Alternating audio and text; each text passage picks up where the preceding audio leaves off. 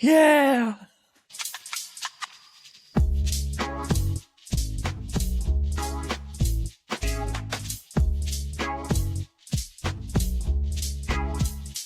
So when we met, That was what, 2006, 2005 when we met, something like that. Mm-hmm. I feel like 2006 South by Southwest. Probably, yeah. When news suddenly Time spread has passed. that Faruk had gotten hired by Apple. It was so funny. John Hicks just like point blank figured this one out, and appropriately so in a way, because I don't know if you ever heard the story, but I essentially manifested my dream job on the planet, which was doing web centers and accessibility at Apple, by writing that out into a comment on his post, on his blog. He had this post from like January 2006 where it was like, dream commission, write out your dream job, your dream commission. And I wrote like, my dream job would be if Apple called, parentheses, or emailed rather, and asked me to come do web centers and accessibility for them in Cupertino. Fuck yeah, that would make my life. And 5 days later, I got an email through my own website's contact form, subject matter Apple, and it just reads, "Hi, are you interested in working for Apple? How's that for short and sweet? Smiley face, Padram." And it's from a Padram at apple.com, but you know, it's my own contact form, so you could literally just like fill in anything, right? But this doesn't seem like spam. So I'm trying to play it cool. Well, actually, first what I did was run up to my parents, because I'm living at home. Run up to my parents and I was like, I think I just got headhunted by Apple. My mom's like, congratulations, that's exciting. What did you say? I was like, I should respond. Yeah. I run back down. Oh, that part. Yeah. Okay. I run back down and I look up, like, is there an Apple Netherlands? Like, what is going on? What's the plan here? What is this about? Yeah, they have an Apple Netherlands office, but it looks like a tiny little office in a part of town that's like, okay, this doesn't seem to be like a big place. It's probably just sort of like a legal sales office kind of thing. Yeah. And because it's 2006, Apple was big, but not the way it is now, especially in the Netherlands. And literally, I just write back like, yeah, I'm very interested, but what do you mean? Like Apple the Netherlands, or like, I'm curious, what do you mean exactly? And the response comes, and it's immediately from like the Padram at apple.com, but now it's verified. So there's a signature saying like, yes, it literally came from the apple.com servers. And it just reads, 1 Infinite Loop, Cupertino, California, 95014. I'm like, yes, very interested. So I ended up getting that job, but it wasn't officially announced yet because as a high school dropout, I was not eligible for the H1B visa because I didn't have, a college degree in the field of my work because I dropped out of high school, and I didn't have 12 years of professional experience in the field of my work because the field only existed for 13 years. And I was not that little kid next to Tim Berners-Lee sitting at CERN inventing hypertext. Yeah. Would have been fun. I mean, I did meet him later, but not quite. I know the blue underlined. That was your idea, though. Yeah. So you should take credit for that. Especially that particular shade of blue. I was like, no, exactly. Tim, buddy, that's way too teal. TBL. Come on, TBL. You got to go blue. Trust me. Yeah. So that was the state of, like, I was hired, but not officially hired yet when South by Southwest happened.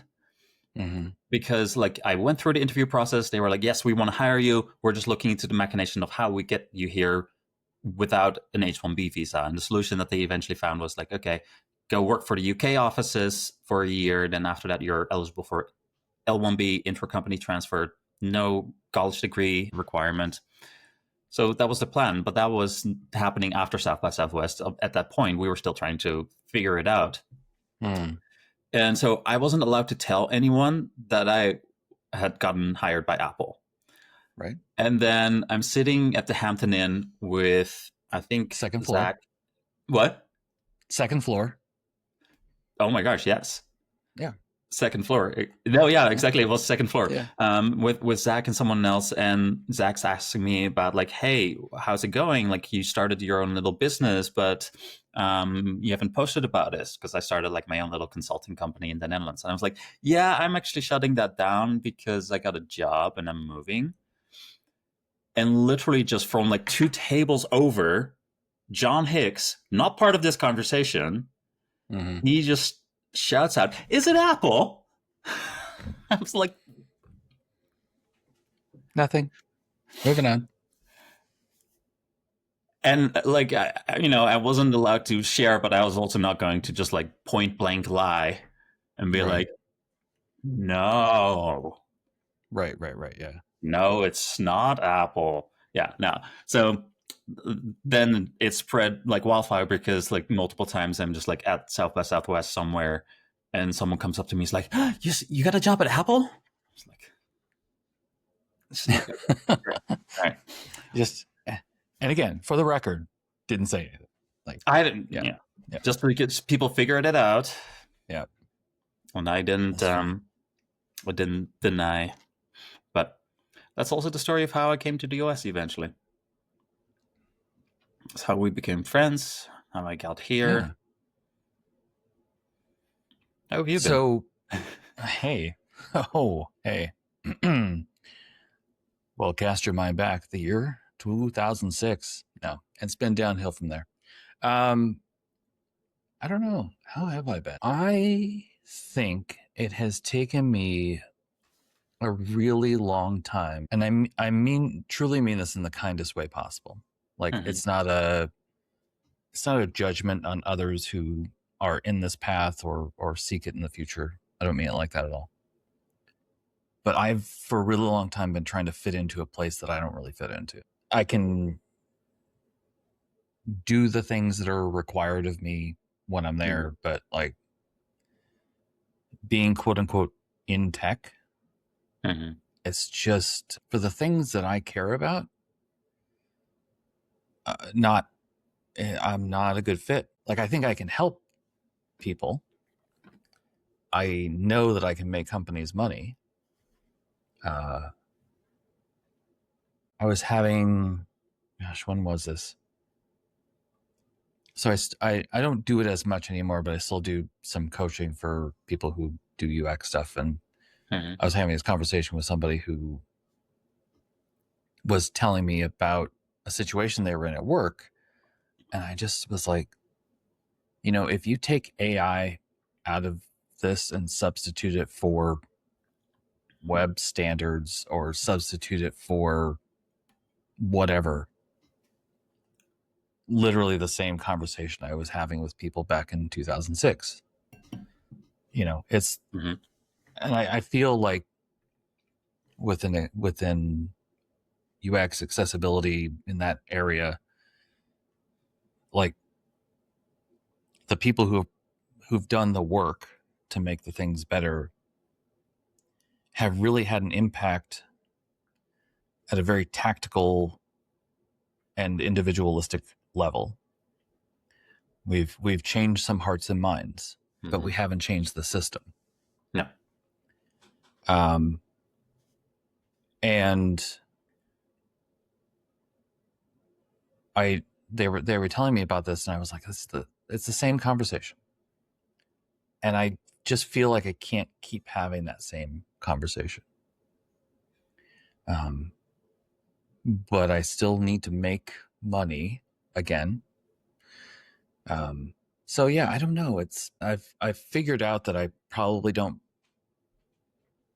belong in tech other than like project work and helping out here and there on things that matter, but I don't know where I fit and what that looks like, and 20 years have gone by. So, so I'm a little behind, I think, or that's how I feel. I'm probably not as behind as I feel I am, but It makes me think of my own struggle with that. You know, like 2017, very much I call it the year of loss. It started with like a long-term relationship ending, but then a couple months in, got laid off from a job that I really like. Tech startup was shrinking. And you know that feeling when you see more and more of your colleagues not come back on Mondays? yeah. Yeah. What was particularly jarring for me in that experience was that I ended up being the only product designer remaining on the design team. It was me and my VP, and he didn't have a lot of product design experience so much as like graphic design and like management experience. And so I kind of finally settled in, like, I must be safe. I'm their last and only product designer. When I kept up to that point, kept thinking like, I'm going to be next. I'm going to be next. I'm going to be next. And then it's like, oh, well, there's no one left here but me and the VP. And sure enough, right as I kind of like let this big sigh of relief, they were like, Faruk, we got to let you go. Yeah. And then the Cambridge Analytica stuff came out. And it was revealed how deeply unethical so much of the big tech companies and the big players are. And that made me really think, like, do I want to be in this field? Is this like where I belong? And the answer was very much not a clear yes at all. It was, I don't know, maybe not. And so I struggled and had this just identity meltdown, essentially.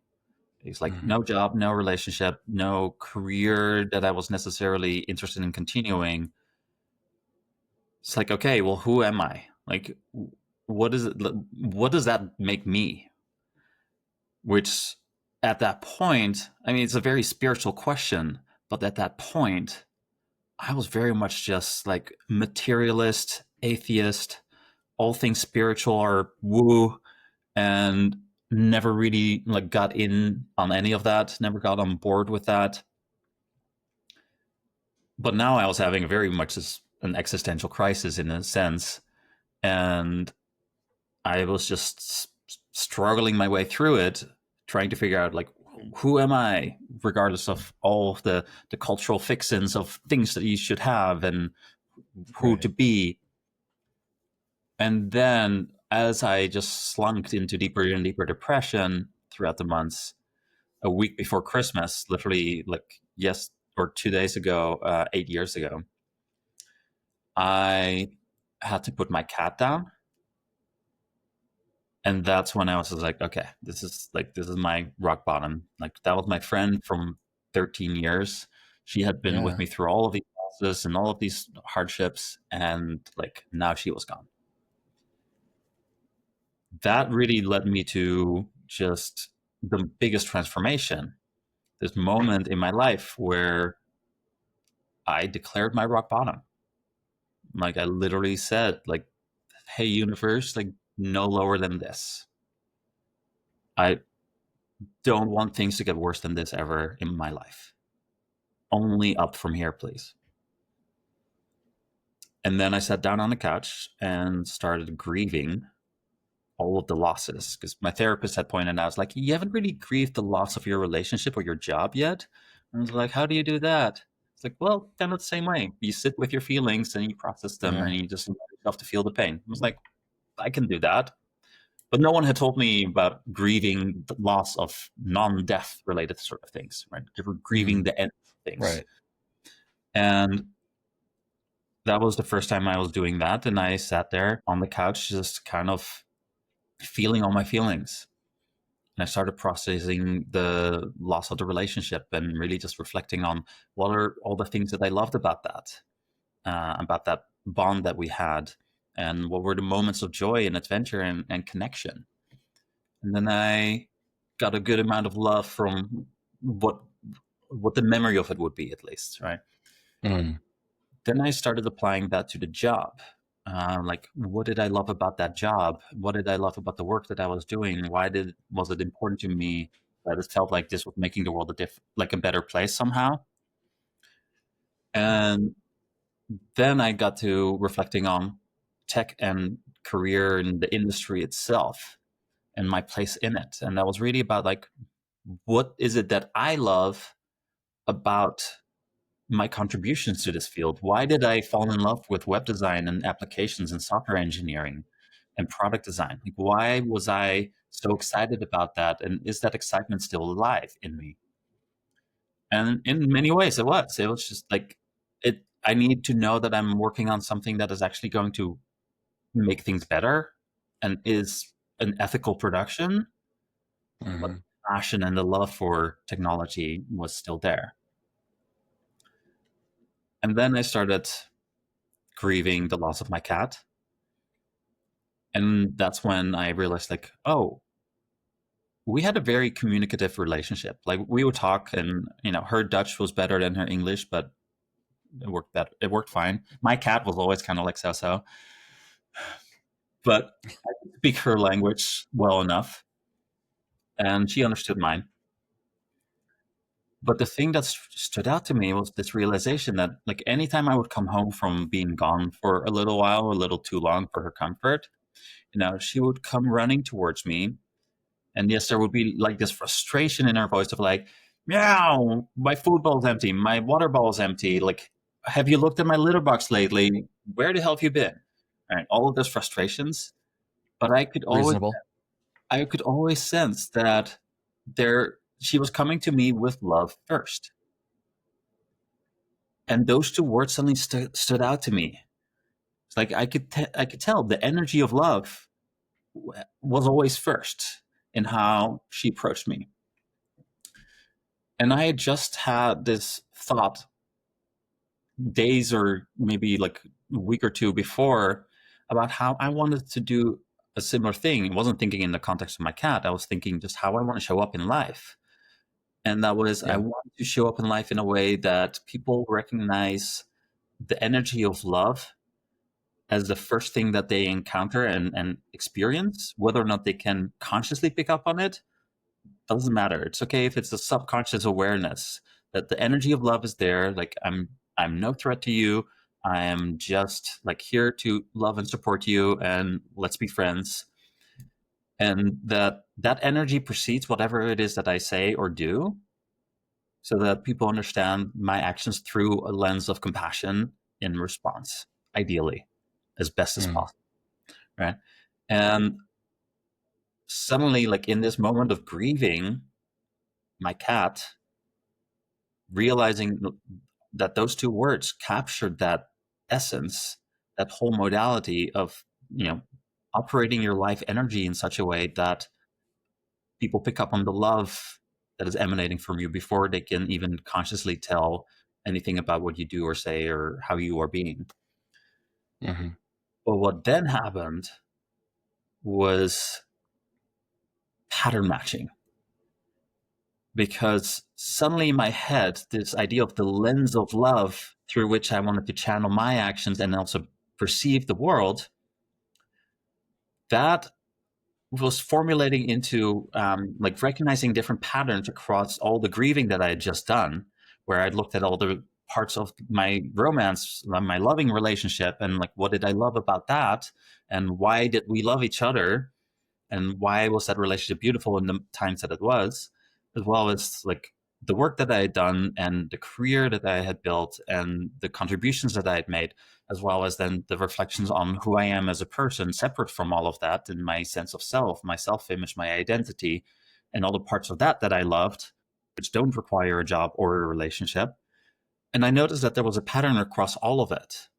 And that pattern showed that like certain behaviors and certain indicators led to the best results, the best outcomes, the best experiences across these different domains, these different areas of life, like romance, career, wellness, self.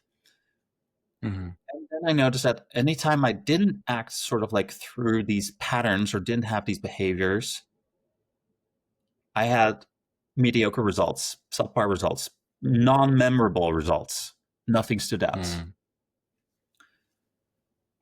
But it was always an unconscious thing. I acted in this particular way, or I did this certain thing in alignment, but I never consciously thought of it that way. So now I asked myself Yeah. the question that changed everything. And that was like, hey, if I consciously choose to act through this same kind of framework, this set of behaviors and ideas and these mindsets, this philosophy, basically, if I act through that consciously and intentionally all the time, would I then get the results of best outcomes, best experiences, best everything all the time? Would that just basically start to govern my life? And that's when like my head exploded with ideas, because the answer that was coming through was just like, yes, this is exactly what is going to happen for you. Like you're going to like start going and live the highest highs of your life as the new baseline, because you're going to understand that this is the source code of love. This is just the energy of love decoded. And I grabbed my phone and I started writing it all down. And it was just like this download from the universe, sending me all of these like ideas and me connecting the dots with knowledge that I had from like, you know, research from other people in psychology and physiology and neuroscience and like quantum physics. And I was just connecting the dots, and like it all started making sense. And it painted this picture of how reality works, how the universe works, and specifically how love works. And I was just writing down for 6.5 hours. Wow. Yeah. In a trance state, just, you know, crying at times, just overcome with the awe and beauty of it, of seeing like, oh my gosh, this is how love works. This is how we can teach love. This is that, like when scientists nowadays talk about love as being like a state of being as well as a complex system that is so much more than like strong emotion or affection. This is what they're talking about. This is the structure, the system. This is an understanding of love, very much from an engineering point of view, is like reverse engineering love. And suddenly seeing is like, oh, because not just this pattern reflected back over my life, and highlighting is like, yes, this is when you do this particular thing, you channel more love into it, and the result is that more people love it. More people love the outcome. More people love the experience. I noticed that pattern held true no matter where I was aiming it at, whatever I was sort of like throwing under the microscope. This pattern held true, that this is how loving connection gets made. This is how love fuels our creativity. This is how love fuels our sense of hope and optimism in the world and keeps us alive. Like it generates our will to live, or it powers our will to live. This is also how we increase love when overcoming hardship and challenges, by actually being honest with ourselves, so being truthful with like what it is that we're going through. And that just happens to be the case for everyone. Like all of these ways were just universal. And so what I've come to call this is universal love. This idea of love as a cosmic energy field, a current that exists all around us that we can actually tap into and harness and understand. And when we do that, when we sort of understand the source code of love, that's when we can really align ourselves with these energies that are present to us constantly all around us, just waiting for us to get into alignment with them, just waiting for us to make moves in the right way, and then be able to harness that and channel it and fuel our every endeavor, our relationships, our work, our creativity, our hobbies, our passion products, our daily rituals. Fuel it with love and get just a little bit better outcomes every time.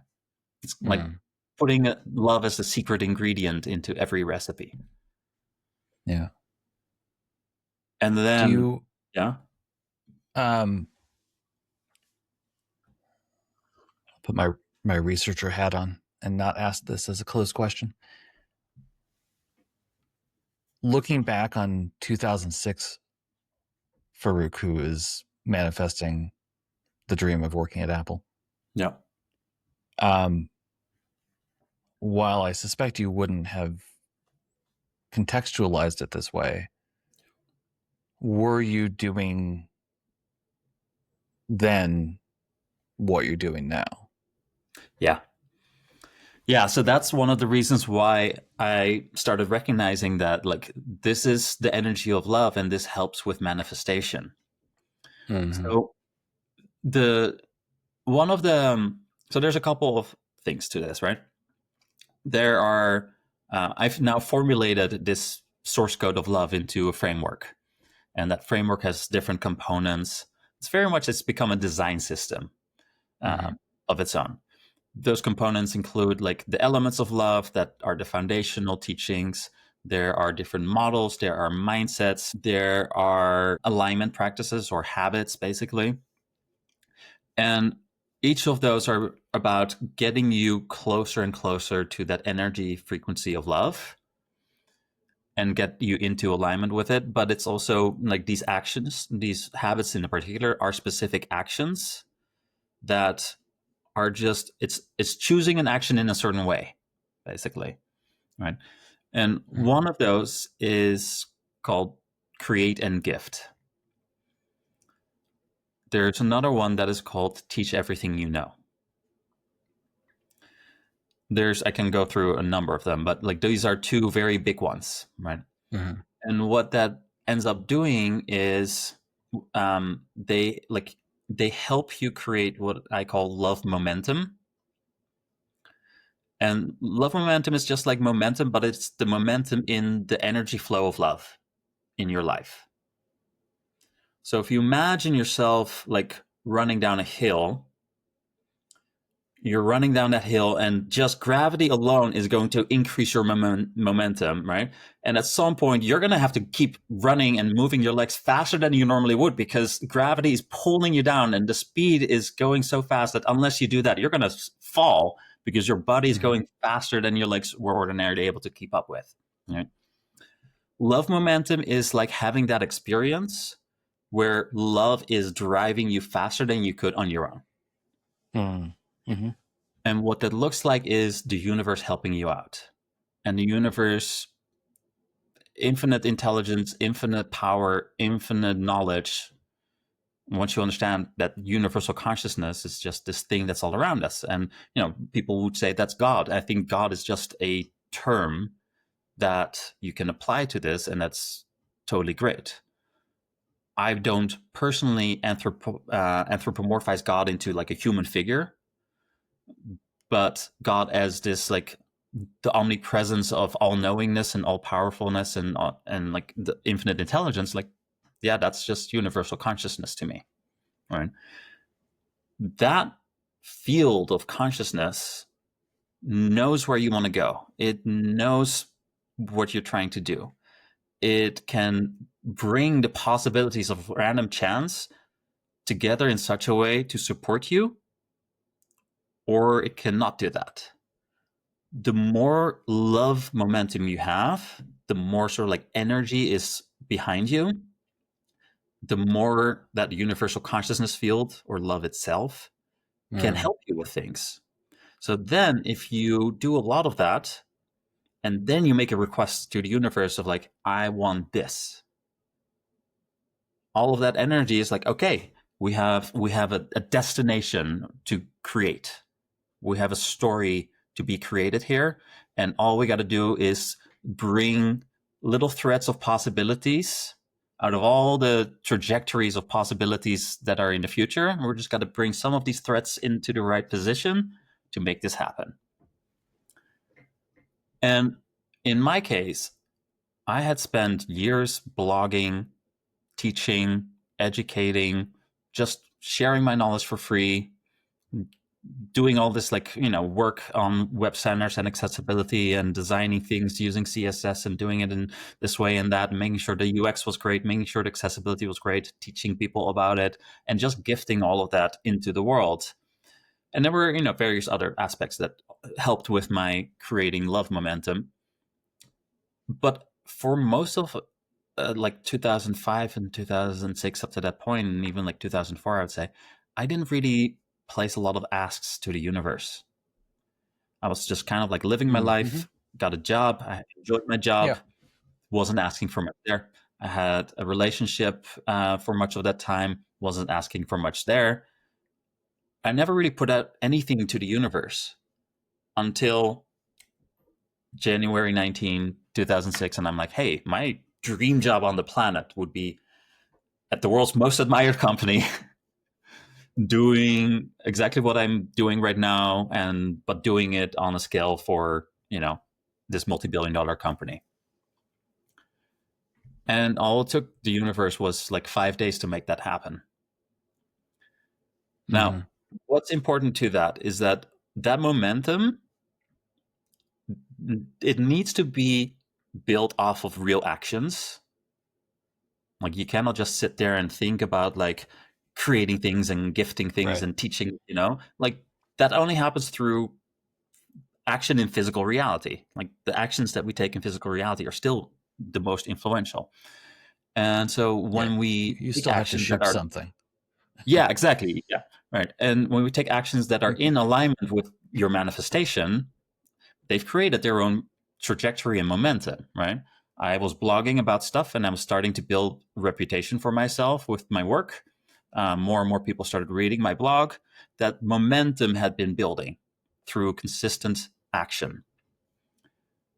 And that momentum just had, it had no destination. So it was just building up, and it was just sitting there, right? Ready to be applied to a specific goal. And I just happened to ask for my dream job on the entire planet. The thing that I usually don't include in this story, but it's very relevant now, is that the comment that I wrote on John Hicks's blog had another line in it. In between me asking for my dream job at Apple and saying, fuck yeah, that would make my life, I had this line of like, something like, oh, and Quentin Tarantino emails me to go and make a movie together. Because I had some ideas, and at the time I was a big fan of his work. I think he just did Kill Bill. Absolutely nothing has come of that. Like, not even close, not even anything remotely in the field, right? Because I had absolutely zero momentum in that trajectory. Like, it wasn't that, oh yes, the universe now wants you to have the movie deal with Quentin Tarantino. It's like, no, that makes no sense. There's no momentum there. There's no trajectory of me in the film industry or even writing for writing stories and publishing them that they would have picked up on, perhaps. Right? There was just no momentum there. But there was a lot of momentum for, doing websites and accessibility. I had credibility in that space. I had the expertise. I was at the level that it would make sense for someone like Apple to hire me, right? And so it is important to know that when you're manifesting something, that love momentum, it cannot necessarily apply to just anything, right? It's not that like you can build momentum using one particular career path and then apply that momentum to a completely different career path. Sometimes you can do that in reality, absolutely. Especially now with social media, if you build enough of an audience, you build enough credibility and establishment as a person, like Donald Glover, great example of this. Someone who starts out doing like writing and then doing acting and then doing comedy and then doing music. And now he's just this multi-talented, like one-man wizard of skills, right? Right. And that's perfectly doable. But he also worked on each of those parts, right? So with manifestation, it's important to understand the momentum that you build through actual actions is what allows for possibilities that are favorable to you to come your way. And I absolutely would not have said any of this back in 2006 or even in 2017. But after a 6.5-hour translate of receiving the source code of the universe, the source code of love from the universe, like straight into my head, I had to start reflecting and looking at the universe through very different eyes. And I've continued to be a skeptic in a lot of ways since then as well, because I'm still me. I'm still like, an engineer and a systems thinker. I still want to stay grounded. I don't want to get swept away in in mythological possibility space where I'm not grounded in reality anymore. So I've continued to do my research around like all of the aspects of this, and what I found is that psychology is converging with quantum physics on spirituality and religion and philosophy, and it's all just coming together in this understanding that, like, yes, actually, universal consciousness is our most likely explanation of what consciousness is and where it comes from. And energy is very much a real thing that we have relentless, like copious amounts of evidence for at this point. It's just we don't have the scientific tools to measure it quite yet at the level that we would need to. Things like telepathy and psi powers are very much real. I don't know if you've watched or listened to the telepathy tapes or checked any of their research. It's like, oh, this is just real. Like, you can continue to be skeptical, but it's silly to be skeptical about this as a real thing now when there's so much evidence of it and absolutely no good explanations whatsoever for why it wouldn't be real. So like psi powers, consciousness, like the universe and reality that we know of is just not this very limited materialist worldview. But we are living in an age where we're very much struggling with or grappling with certainty versus uncertainty. And what I have found is that the moment you surrender to uncertainty is the moment that love just like picks you up and starts lifting you over a lot of the hardships in life. And then things like momentum just come into play with like what you want to manifest, what you want to achieve, where you want to go, and how you want to get there, or how much of a struggle you want to get there. Yeah, right. But again, like, and you just said this a few minutes ago, but to bring that whatever that word is, I always have these moments when in these recordings where I'm like, brain, give me a word. My brain's just like, no, I don't want to.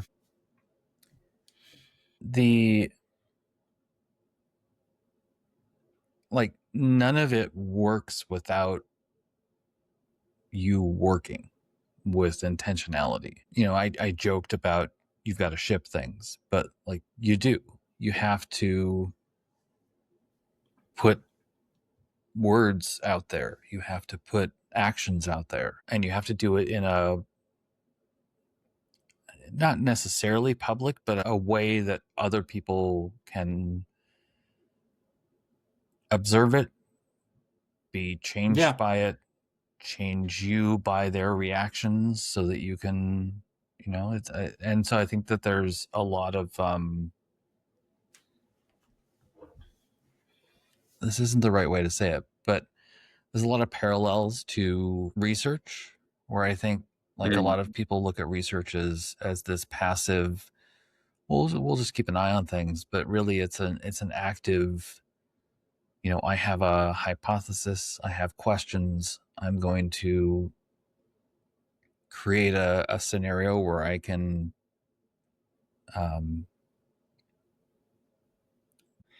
where I can interrogate the hypothesis and see what stands and discard what isn't working, you know, build up what is and keep that momentum going. But it really is that, like, what I hear from, or like partly what I hear from what you're describing is like there has to be this intentional, active, both active and reflective cycle that you've got to go through to really understand if you're on the right path or if this is really like where you need to be spending your energy, kind of thing. Absolutely, yeah. Now we have to stay in active motion in physical reality, because the way that I kind of describe it, and this is from one of my coaching methodologies that I'm trained in now, is there's visionary reality and then there's physical reality. Visionary reality is just like the ideal space, right? Everything, all the thoughts in your head when you're just thinking about stuff, And you can make commitments to yourself and like, oh yeah, tomorrow I'm going to be waking up early. I'm going to discipline myself. I'm going to be really good with my eating and my habits and, all of that. You can be very Stop committal calling in me your. out, Faruk. Stop calling me out. All right. I'm just calling myself out. No, okay. Anyway, go ahead. But yeah, you can be very committal in your thoughts, but it doesn't really matter until you take action in physical reality. Mm-hmm. And the same with things like manifestation. It's like, Vishen Lakhiani has this metaphor specifically around this, where if your thoughts, is powerful and the universe listens to them, but they're also ephemeral, and so you can change your mind very quickly. The comparison is if you're sitting in a restaurant, Italian restaurant, and you make an order to the waiter of like, oh, yes, I want the pasta. And the waiter goes off to the kitchen. It's like, all right, Faruk wants pasta. All right, they're making pasta. Great. Comes out with pasta, and you're like, actually, I want something lighter. Can I have the salad? It's like, all right, go back to the kitchen. So they start making a salad, and then you're like, actually, I would like the soup. It's like, okay, no problem. We go make the soup, right? And then the moment the soup is ready, you're just like, actually, you know what? I'm actually pretty hungry by now. Let's do a pizza. I could eat a whole pizza. It's like, not a problem, right? Mm. In a physical reality restaurant, the waiter and the chefs would all be very pissed at you. In Right. the universe is just like, we have no stake in this. You want this, you want this. Okay, we get you this. Oh, you want something else? We get you something else. You want that? You get that. But it takes time for it to come to you. So if you constantly change your mind as you are thinking about the things that you want in life, they might be coming towards you, but by the time that they will reach you, you've changed your mind, and now you're closing yourself off from that possibility because now you want something else, right? And so it doesn't come into your life necessarily. And if you just constantly take actions towards the thing that you do want, that's when you're building that momentum in physical reality. And that physical reality momentum carries so much weight. All right. So again, stop calling me out because I hear this. I hear what you're saying. I do. Mm-hmm. And yet my ADHD would like to have a word because stop calling me out. We're screwed. Yeah. Yeah, I mean that's the thing. Like I was talking to someone today about how like these next 2 weeks or roughly 2 weeks, if not a little bit more, I'm, logged out of all social media. I'm not going to actively look for work. I'm just like, I need to separate that stuff for a bit because in 2022, I set a goal for myself to publish. At the time, I put it in terms of publish 2 books a year.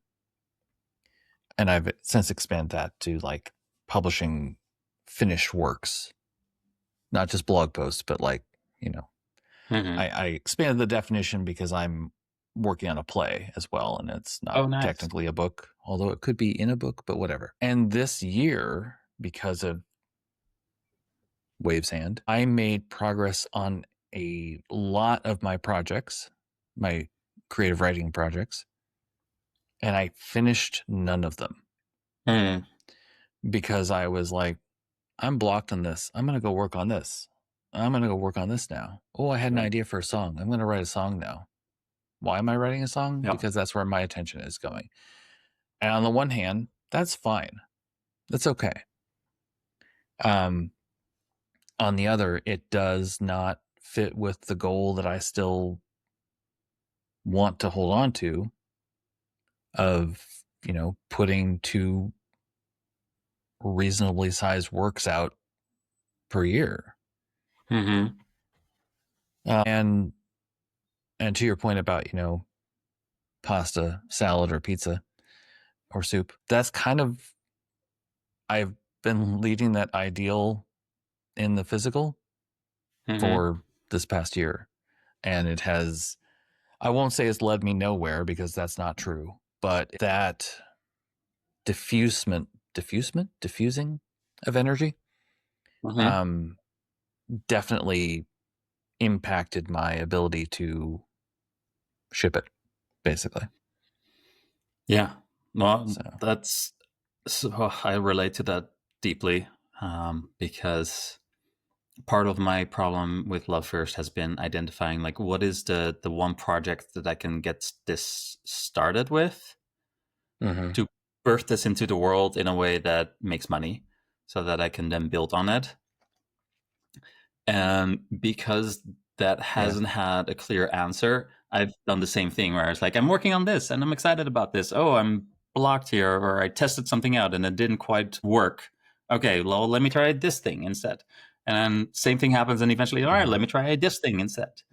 And at this point, part of the problem is that Love First has become a design system for humanity. It's become so big in its scale and its vision and its mission, but it's like that's not something that people will personally pay for because it's not a personal problem. It's something that every person that I explain this to and share it with, they're like, this is brilliant, the world needs this. And it's just like, okay, but who's paying for it? Who's buying this? right. And that's been my journey of struggle, is like actually figuring out a singular focus point to narrow my energy into, to focus on and build momentum just in that direction. And that's literally, I mean, that's literally the crisis that I'm in right now, is like deciding on what does that look like and how to go about it. And right now, kind of the lean is doing relationship-based coaching, helping people either like figure out how, like, well, helping people find their soulmates, essentially, in the way that all of these techniques have, I've manifested my dream job twice. I've manifested dream houses twice. I've manifested many like dream relationships. I've come to a point of like beautiful, successful conclusion. And in some cases that, successful conclusion was not happy end necessarily, but like still a successful relationship. So dream relationship partners and like all these other different things that I've manifested with it. But now it's like, okay, well, really what I am focusing on is love, and love, the universal love in the bigger sense. But that's something that like I still need to create that market. All right, that market doesn't exist yet. That market needs to be created because no one is really talking about like how they need love in their life in the way that that they are talking about, like, well, I need money for a new car, or I need this, I need that, right?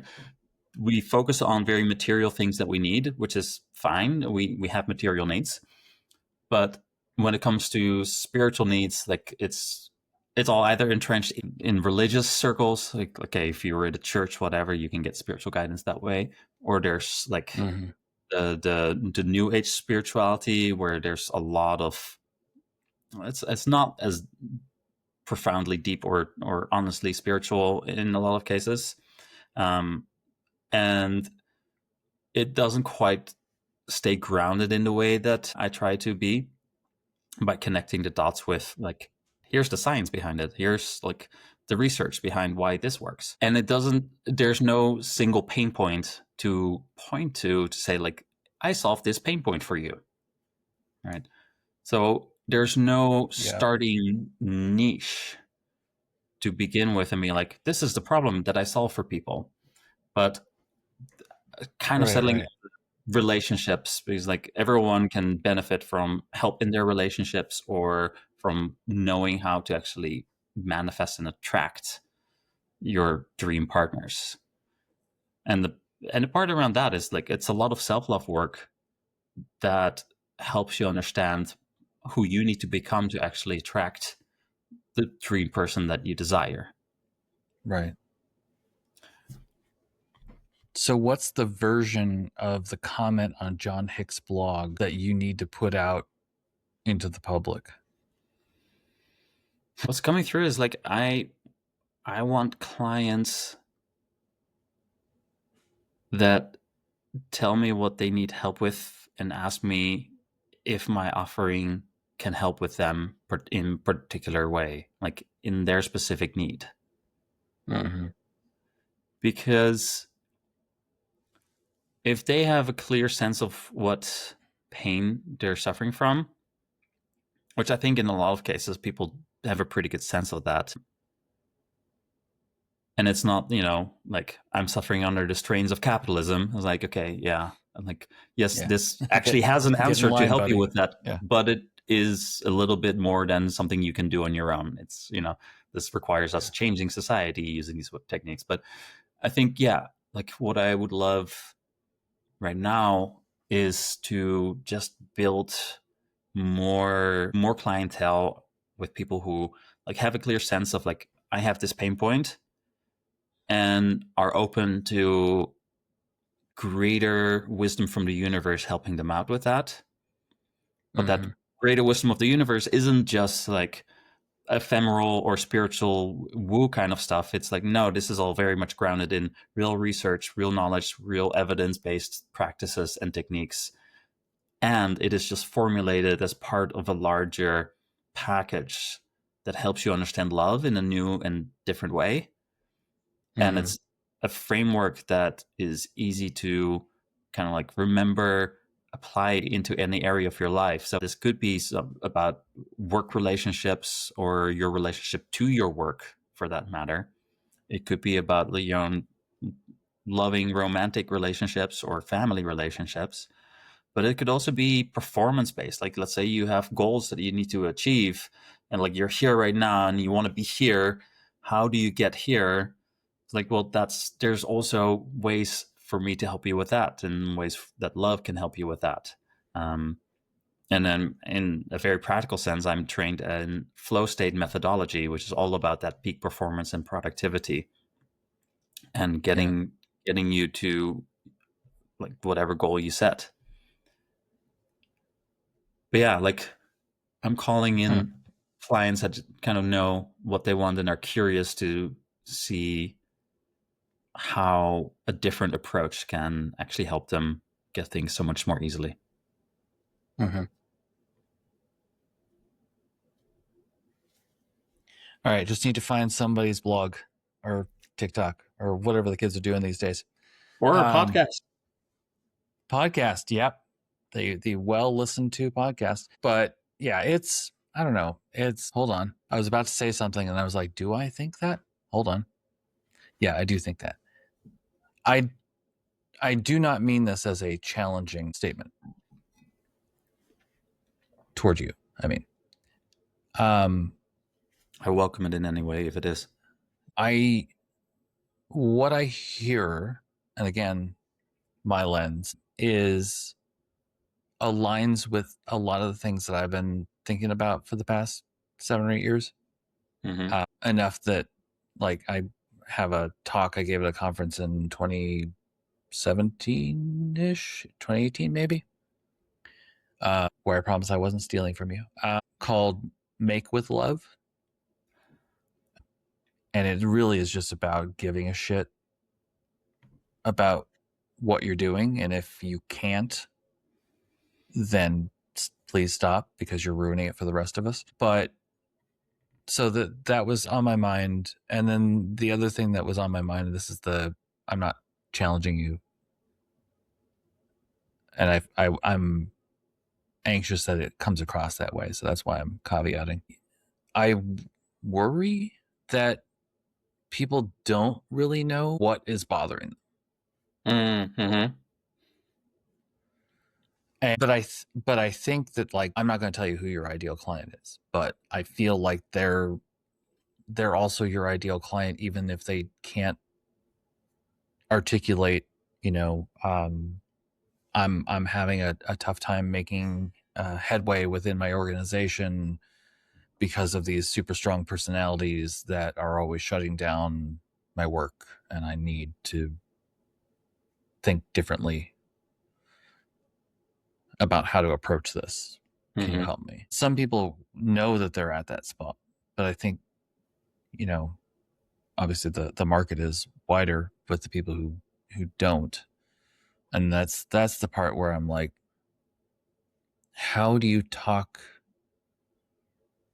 And maybe you already have an answer for this, but like, how do you talk to those people? Yeah, I mean that in a lot of ways, like a lot of cases, you're right. And a lot of people don't really know what it is that is like impacting them and making them like struggle through life. They can probably point to some obvious aspects, but there's a deeper sense, right? There's usually a deeper source of the problem than the symptoms that we see and feel and experience and look at. And what I try to do, whether it's a sort of like the first discovery call or whether it's just an initial conversation, is pinpoint a little bit about like what is it that you're really wanting, Mm-hmm. and that this is how this isn't serving you or helping you get there.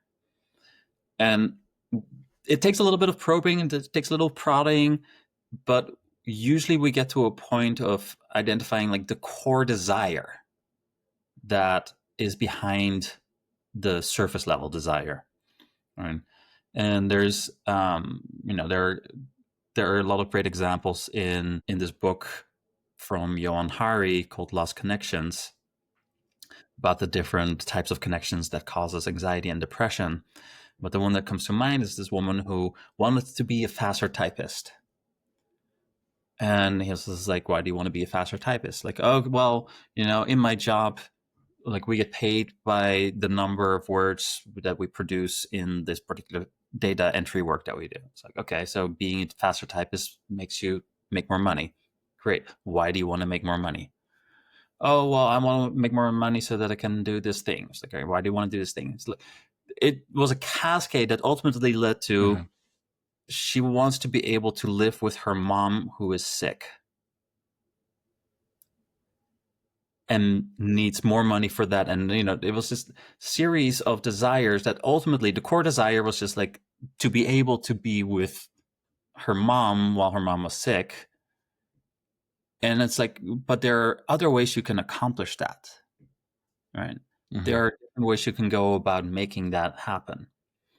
Yeah. And so what I try to help people with is drill in to that core desire in their needs and in their relationships, and identify other alternative ways that we can also get there. And the bigger Mm-hmm. thing is possibility space is infinite, right? We can just say like, okay, well, let's see what may happen if we get you into alignment with yourself, with your values, and with the energy of love in this universe. We can just see what magic comes from that. Because what I found through my like research as well as like experiential research is that the magic of serendipity happens when you're more in the flow of love. And so I like to say serendipity is a common side effect of love. And when you are in that alignment space, serendipity will kind of take care of a lot of these things for you. All you got to do is have a clear sense of what you actually desire and what that core desire is. Mm-hmm. Because if you speak that core desire out into the universe to another person, or you write it down and you bring it into physical reality, when you have that core desire identified, that's when the universe is like, oh, this is something that they care deeply about. And so there's more love associated to it. And so it's easier for the universe to help you actually accomplish that because there's a deeper love behind it on your end, right? But you Mm-hmm. got to understand what that core desire or that core need is. Because if you're just constantly talking about like, I need to be a faster typist, I need to be a faster typist, I want to be a faster typist, then all the universe is going to do is say like, well, here's a typing course. Here's a blind typing course. Here's another blind typing course. Have you watched this Mm-hmm. video on blind typing? Right? And that's not going to help you get to that deeper need that you actually need to solve. So I try to help us get to clarity on deeper needs and then work from there. right? And a lot of the work is just a form of self-love. It's a form of coming to acceptance with who you are and how you have been shaped by our culture and our society, and learning not to blame yourself, and learning not to blame your family, and learning not to blame others for any of it. Because blame is like just this like hard break on all flows of energy. Yeah. The moment you stop blaming, the moment you open the floodgates for positive energy to start helping you. And those are some of the steps, right?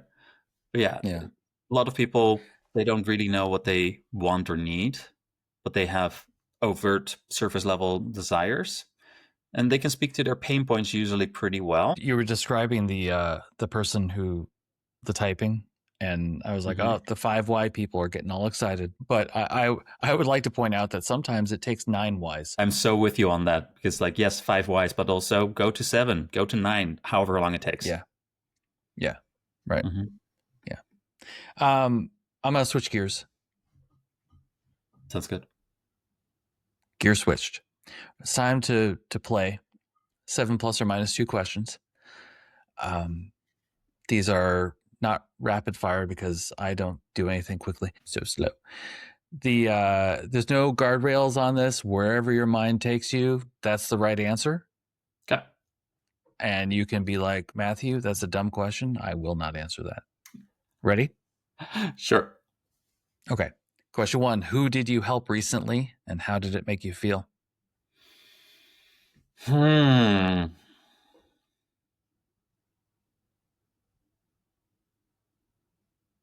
Trying to think if there's like a bigger answer. Yeah, I can say I held space for an ex of mine, a former partner, who is now one of my closest, dearest friends. Um, she was going through some tough things, and I held space and supported her through it. To the extent that I can. Like, it's not my job to solve someone else's problems, but I can provide space. I can hold energetic container. I can provide love, and I can provide guidance and wisdom where so desired. And it felt good because I was dealing with like some challenges on my own life, and to help someone else always feels better, right? Mm. Like whenever you're struggling, go and help someone else, because there's always someone in need, and it feels really good to help someone. Right? Being of service is one of the most fulfilling gifts that we can experience as human beings Yeah. on this planet. And so much has been conflated and corrupted around the nobility and the duty of being of service to something greater than yourself, to someone other than yourself. But the moment you step into that, like, you experience that fulfillment and the joy that comes with it. It's like, wow, that felt really good. Mm-hmm. And it was a small thing. Yeah, I spent a couple of hours holding space and talking, but it felt good to solve a lot of stress and anxiety and nervous system deregulation for someone who was dealing with that. And especially, it felt great to help someone who's so special to me. Mm-hmm. So, Right on. Cool. All right. Next question. And again, Mhm. interpret this how you like. What's your least favorite thing about your profession? I want to say that so much of it has become a content creator job where volume has become more important than quality, and specialization has become almost a requirement.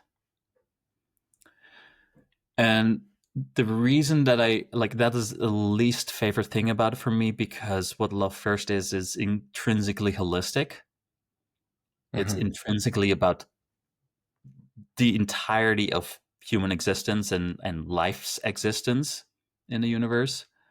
And so all aspects of it, all aspects of life can be touched by it, and any perspective on any aspect of life is a relevant part of it.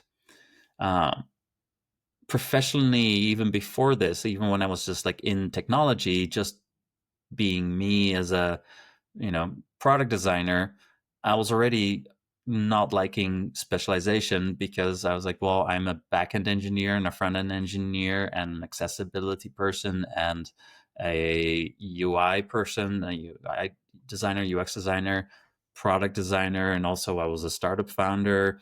Like, product manager. Like, what do I put on my bio? Right. I do all of these things. Not so much anymore today, but for a long time, I was doing all of those things. And generalist as a term has always been kind of like looked down on. And, the idea of the jack of all trades is a master of none.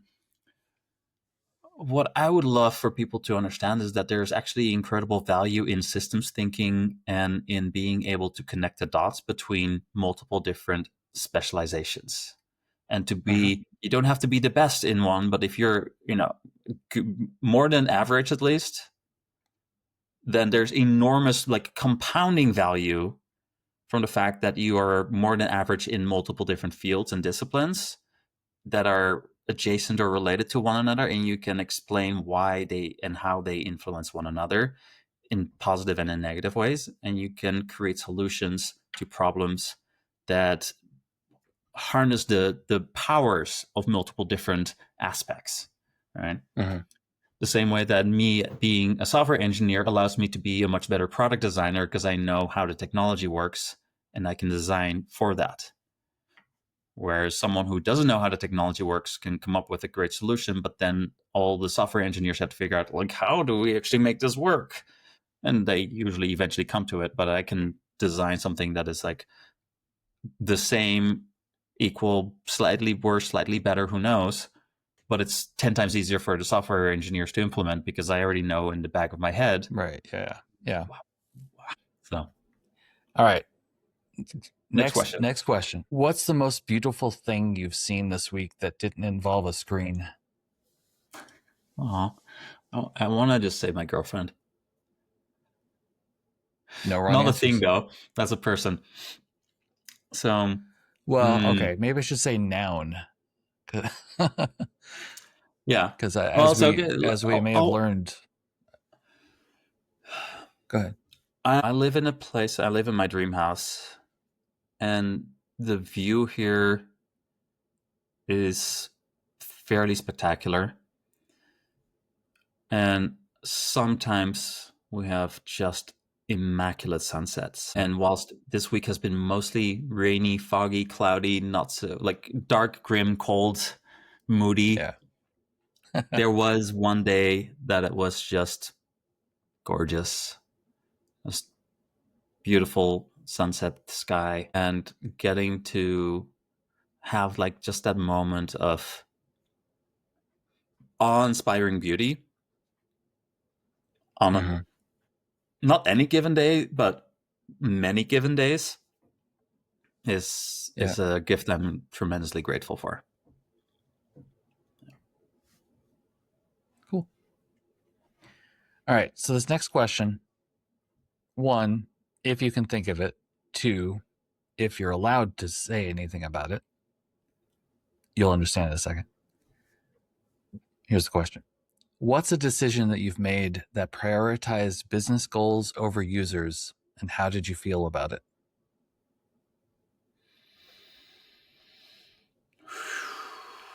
And again, you don't have to answer these questions. No, I mean, it's a fantastic question. I'm trying to remember in my coaching work, that's not been a thing. In the tech work that I did some consulting work over the years. It wasn't really a thing, thankfully. Probably the last time that I had to make a decision like that I felt was a compromise, ethically speaking, in terms of like this favors profit but not people.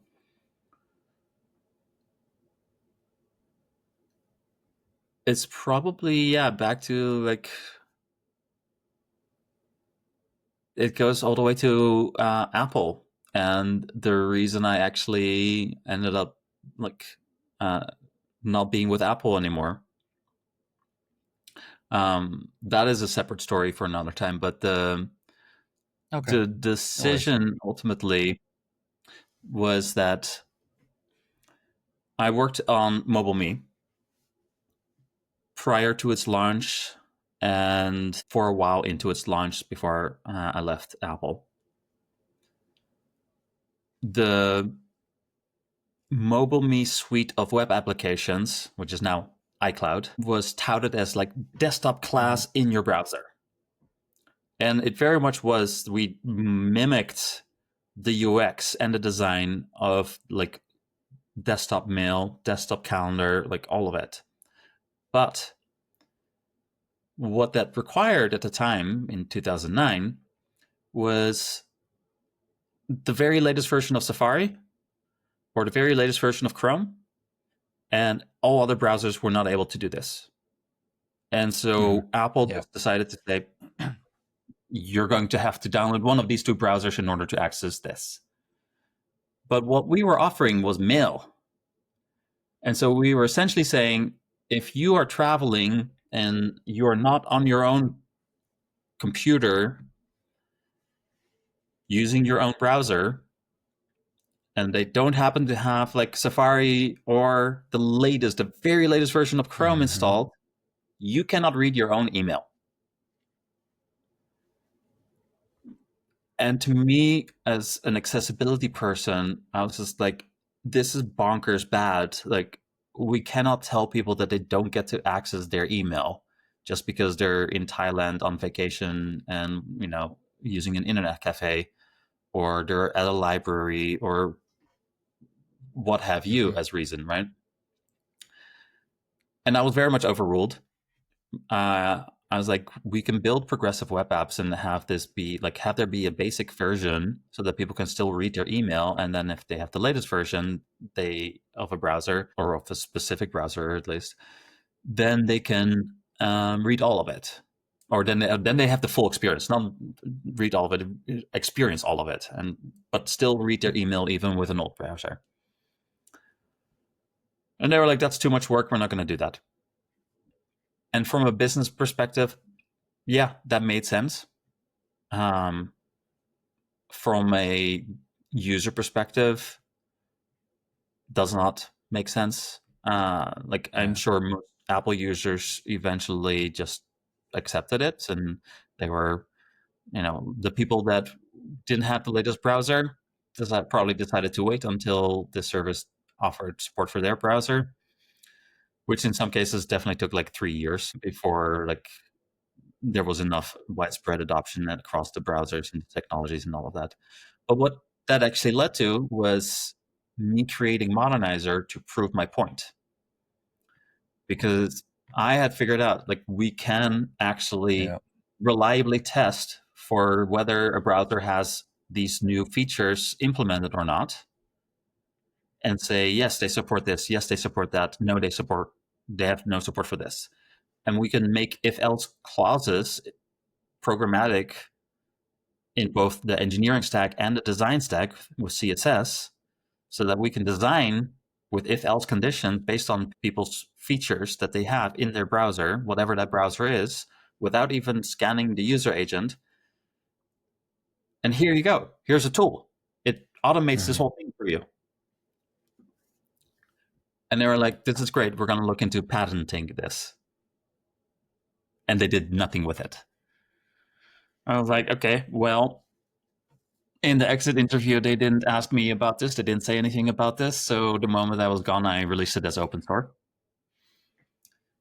And it became the second most popular JavaScript library in the world, because it solved the pain points of 3 distinct groups. It solved the pain points of the browser vendors who were doing all of this work, putting new technologies for HTML5 and CSS3 and JavaScript into their browsers, but no one was using it because all the web designers and developers had the problem of none of our end users really care about these newer browsers, and we have no reliable way of taking advantage of these technologies because there's no reliable way of saying whether or not a user has this feature, because all user agent sniffing was super unreliable because all the browser vendors kept mimicking each other. And so designers and developers were not using much in terms of the new cutting edge technologies, which meant that end users were not using a modern browser because there was very little that it offered them. They didn't really care so much. And they were just getting the same boring websites everywhere they went because no one was making cool new websites with cool new technologies. And so because no one was using it, browser vendors were not getting feedback on how to solve bugs and identifying bugs in all of their technology stacks on this. And so this was just like a lose-lose-lose situation, and Modernizer solved that problem in one solution. And that's always kind of been my superpower, is like synthesizing the ideas from different areas together into a solution that's greater than the sum of its parts, alchemizing that out into some kind of like special new type of gold, and then sending it back out again. Mm-hmm. And Modernizer solved that problem, and it literally changed the industry and changed how technology for the web works, because now it is baked into every browser and the devices of 5.5 billion internet users. Yeah, and just for the record, while I have noted some dipping the toes into you must have this browser in order to have this experience creeping back in, you kids these days don't know how bad it was. Oh my gosh. Mm-hmm. Yeah. Yeah. But they might, because of the new corporate overlords that are ruining all the social platforms. So yeah, I'm joking at the kids these days' expense. Who it'll look different, but yeah, it was bad. Yeah. Yeah. All right. Penultimate question. Okay. Who should I talk to next?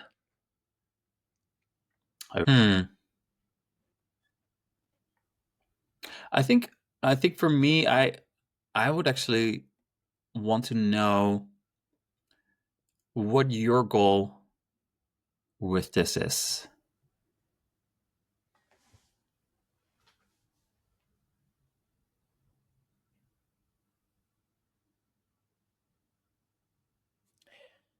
So my goal, mm-hmm.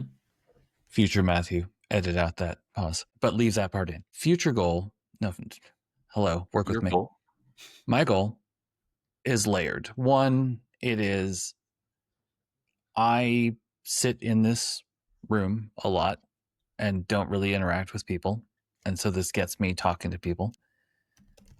Largely, I am talking to people who I know, and in the case of us, haven't talked to in a while. And I noticed that I would have these conversations and they'd be very interesting. I would find them very interesting. And I was like, why weren't we recording this? This is gold. Not that I'm trying to become a talking head in this industry. So that's partly why I did this. I really want to talk to people who are doing things that they find interesting, that one, maybe I don't know much about, but also I think a lot of my guests so far have been people that are doing interesting things, that are really capable at what they do and don't seek the limelight at all. So like, they're never going to be the usual suspects who are speaking at the conferences or the go-to for whatever content creation is going on these days. And I want to share their awesomeness with the world. Mm-hmm. So it doesn't have to be limited to that, right? But that's kind of what's driving me. Yeah. And part of the reason I'm asking this question, so like I don't really do seasons with this stuff, but I have every 6, 7, 8 episodes, I switch up the questions. And so that's kind of like how I'm counting seasons in my head. So this is the first season where I'm asking this question, who should I talk to next? Because I am hitting a point where the people I've asked that I want to talk with don't want to be recorded. Like, for whatever reason, it's just like we can't make it work, right? And so I want to start expanding who I talk to from someone else's point of view, right? Because my lens is my lens and your lens is yours, and you're going to have a different take, right? Mm-hmm. So that was a very long-winded explanation, but I could have just said, I don't know, man. People. Yeah. Mm-hmm. Have you already had Kenneth Bowles on the show? Uh-uh. I think it would be interesting. He talks about ethical design a lot, future ethics, and specifically like where things are heading and the ethics surrounding that. I'm sure he's been on plenty of stages at this point because he wrote a book on it and all that, and that's a little bit more his career now. But at the same time, I don't think we get enough attention. Yeah, there's not enough talking about that for sure. About for sure. yeah. Mm-hmm. Okay. So that will be my recommendation. All right, cool. All right, last question, and then I'll let you go. Ready? Ready. Imagine that it's a year from now. What do you hope to not be carrying anymore? Ooh.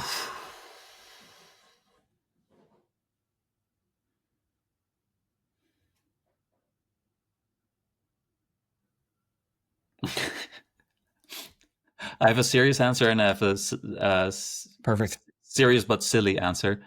The silly answer that suddenly came to mind and I laughed was debt.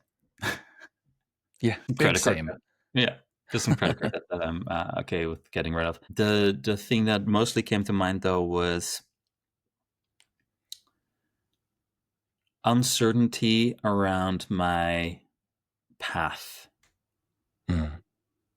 Yeah, and how I am of service to people, or how I am best of service to people, in a way that like truly helps transform people's lives and gives me that like sustaining fulfillment that makes me excited to wake up every day.